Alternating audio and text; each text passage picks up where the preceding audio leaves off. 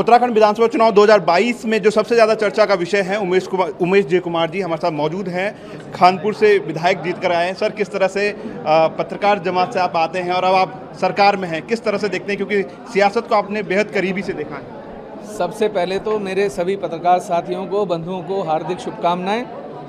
और ये बड़ी गर्व की बात है कि आप लोगों के बीच में से निकलकर मैं यहाँ तक पहुँचा।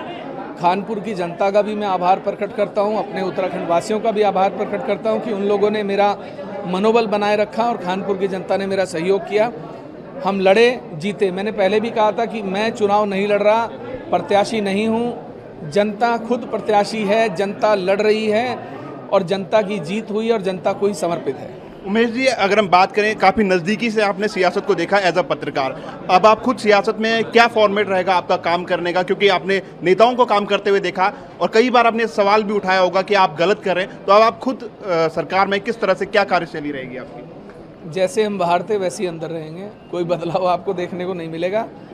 पहले हमारे साथ एक तकलीफ होती थी कि हम कोई मुद्दा उठाते थे तो शायद वो सदन तक नहीं पहुँच पाता था, लेकिन अब हमें वो मुद्दा उठाने में भी आसानी रहेगी और सरकार को बताने में भी आसानी रहेगी। मेरे इस बयान को कि भाई मैं धामी जी के लिए सीट छोड़ दूंगा, लोगों ने बहुत अलग अलग तरीके से लिया। आप ये नहीं सोचिए कि कोई मैं भाजपा सरकार की गोद में बैठा हूँ।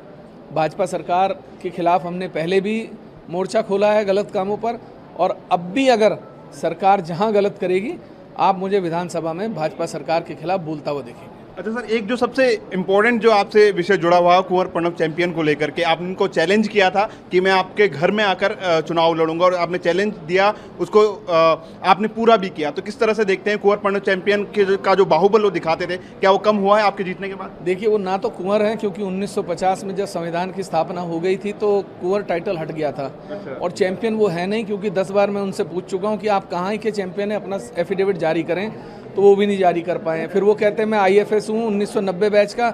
मैंने कहा साहब आप मुझे बता दीजिए सिविल सर्विसेज के में आपने कौन से वर्ष में हिस्सा लिया था और आपका रैंक क्या था, वो भी उन्होंने नहीं बताया। तो वो सिर्फ प्रणव सिंह हैं।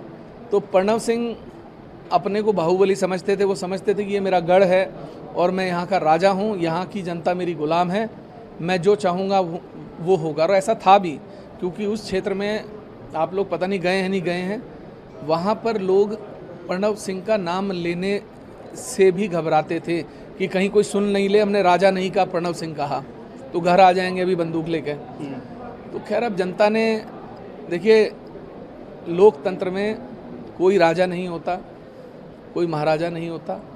लोकतंत्र में जनता ही राजा होती है, वही आपको राजा बनाती है, वही आपको रंक बनाती है। जनता का सम्मान करिए, लोग आपका सम्मान करें। सर, एक आखिरी सवाल मेरा आपसे, क्योंकि आप पत्रकार जगत से आते हैं, पत्रकारिता पर जो अंकुश लगातार लगता आ रहा है, क्या आप उसकी आवाज़ भी सदन में बनकर आप उठेंगे? अब नहीं लगेगा। एक बार ये किसी के ऊपर फर्जी मुकदमा करके दिखाएं, अब मैं इनको बताऊंगा कि कैसे पत्रकारों का शोषण करते हैं, कि कोई भी बात हो जाए। सबसे बड़ी दिक्कत क्या है, हमारी पत्रकार बिरादरी की है। हमारे पत्रकार एक दूसरे की टांग खींचते हैं, ये सच्चाई है, इसमें बुरा कोई मानने वाली बात नहीं है। एक व्यक्ति किसी मंत्री के पास बैठा होगा, दूसरा पत्रकार आ जाएगा, जैसे ही वो उठ के जाएगा, साहब ये तो बहुत बड़े वाला है। तो मेरा ये कहना है कि अपनी कौम को जब आप एक स्तंभ हैं तो मजबूत करिए, एक दूसरे को मजबूत करिए। जब आप एक दूसरे को मजबूत करेंगे तो आपकी आवाज़ भी उतनी बुलंद होगी।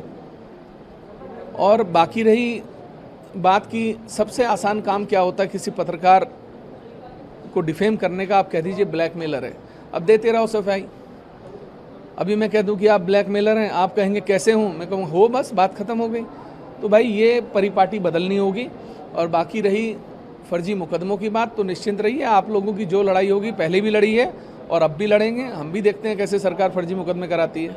ठीक है, थैंक यू सर। तो ये थे उमेश जय कुमार, जो कि एक नए तरीके की परिपाटी को उत्तराखंड में शुरू करने जा रहे हैं और पत्रकारिता बिरादरी से आते हैं। उनका कहना है कि पत्रकारों के हक के लिए लड़ेंगे। वहीं दूसरी बात इन्होंने कहा कि सत्ता से बाहर रह के कई सवाल उठाते थे, अब सत्ता में रह करके उन सवालों का जवाब ढूंढेंगे। अपने सहयोगी परवीन सोनकर के साथ मैं धीरज सजवान, ETV भारत, देहरादून।